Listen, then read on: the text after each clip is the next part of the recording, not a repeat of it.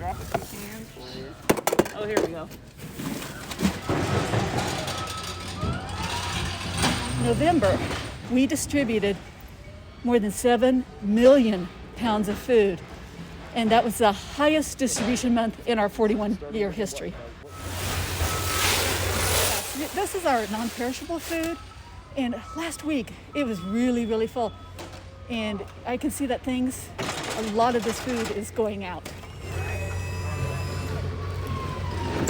It means a lot, to me and my family. Sometimes we run low on food, and this place we've been coming here about 2 years, and it's really helped us a lot. Well, I'm thankful that we can come here. A lot of places you can't go to, We're really grateful that they're here for us.